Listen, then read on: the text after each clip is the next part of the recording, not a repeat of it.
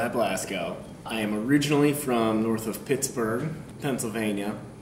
Came here from South Carolina, where I lived and ran a business for a couple of years. I am a sculptor. Woodworking is my sort of favorite primary medium, but I also do a lot with like casting and manipulating found objects. I work mainly sculpturally, but before I came here, I ran an arts-focused media company, and we specialized in public art, like kind of public interventions, painting murals, doing hand-painted signage, and things like that. We worked with Adidas, we worked with Amazon, we worked with Kohler, and did a little sort of side project with SmartWool, so those were the big ones. I was running a creative business. It was kind of hard to want to spend time and focus on making my own work, so I'd kind of like fallen out of just making sort of what I wanted to make and not working with clients. And after we decided that we didn't want to do the business anymore, because it was a little grueling, I just decided that it was sort of time to get back into things. Because before that, I traveled around a lot of the country and done residencies and had exhibitions and had like a fairly successful track record. I think I did like 5 different artist residencies. I don't know, I decided it was time to get back into that and focus on making my work and maybe picking up where I left off. So I went to art school because I could paint. I actually started out as a painter. Probably like a year in, I took like a sculpture class.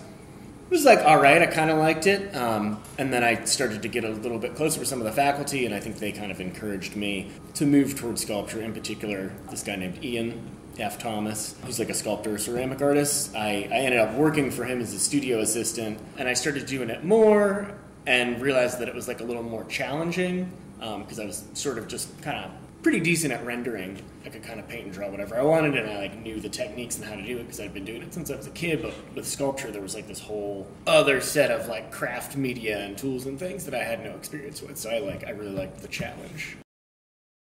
The work for the thesis show, I think, investigates a lot of everyday objects and is designed to sort of hopefully make the audience look at them in different ways, either by small interventions or one's like a collaboration I'm doing with a dancer, a former MFA, Lex Turnbull. I'm designing these maps that are of places that don't exist, but they look very much like real maps. So sort of like asking people to re-examine something like a map or a pair of shoes or something that they might encounter very often, and asking like, what are the underlying things with this that I can tune in and pay attention to. Like a map shows me things and tells me things, but it also hides a lot. And it speaks in a language of hierarchy and power that you don't necessarily think about when you're just like looking at a map. But if you ask somebody rather to re-examine that, I think you start to draw different conclusions.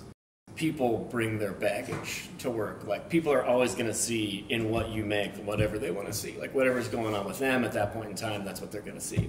And I think the cool thing about that project with the maps is that there's also just this sense of excitement or exploration. Like you don't actually have to think about the language of power if you don't want. You can also just like get really into this deep fake map that looks like a real map and just sort of investigate it. It's going to be a small series. That's the one part of that small series that I'm sort of navigating right now. Is like, how do I let people in to know it's fake, or do I do that, or do I just kind of see what happens? If you could read art a certain way, like it would just be a piece of writing.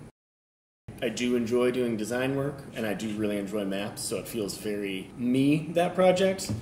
But there's also things where it's just like more of like a technical investigation. Like I just want to see if I can make something to make it. Sometimes it is like an idea that drives it, where I just like have an idea for a piece and it's like an earworm or whatever. I can't get it out of my head, and I just need to see what it looks like. And oftentimes I'll make that and then I'll be like, that's not very good. I never thought I would get my master's, to be honest. It seemed like a good, like I said, I just kind of closed the business. I didn't really have anything going on, and it seemed like a good commitment to myself to just focus on my own work for a couple years. I just don't know if I would have been able to like hold myself to finishing works in this amount of time and advancing my practice in the way that school kind of does give you that schedule, which is tough. Again, like working for yourself, and like before that, working at restaurants where the schedule is very not normal. I love to eavesdrop on people and hear what they think, because I think you also get like acclimated to your own stuff, right? Like I've been looking at the pieces in this room for so long, and I think what I think about them, that I forget that, you know, there's so much more there. I try and seduce my audience to stay longer with my work, so I often do really detailed things. Again, like the maps are super detailed. I also tend to use a high degree of craft and craftsmanship in my work, which I think is another way to maybe a different group of people, but like people will kind of latch on to really well crafted objects. I think at the very least to just like appreciate that, like the craftsmanship of it. No, I don't like telling people what to think. I hope they find it interesting. Like above all, like I just want it to be an enjoyable experience for them. Because like I said before, it's like you're never going to directly communicate with people with artwork. It's an indirect practice. But yeah, hopefully they latch on to some things and are interested in them. And whether or not they get what I'm talking about, it like allows them to sort of figure some things out for their own or take away what they're going to take away from it.